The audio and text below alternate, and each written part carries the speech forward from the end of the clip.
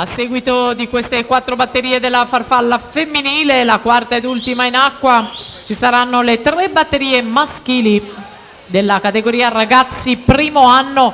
Marco Ramon Nuoto Bigonza in 2, Marco Deano Arcatim in 3, Stefano Mirabella Gymnasium in 4, Alberto Toniolo Idros in 5, Gianmarco Tonetto Stile Libero in 6, Filippo Sbrissa Veneto Banca Montebelluna in 7ª corsia.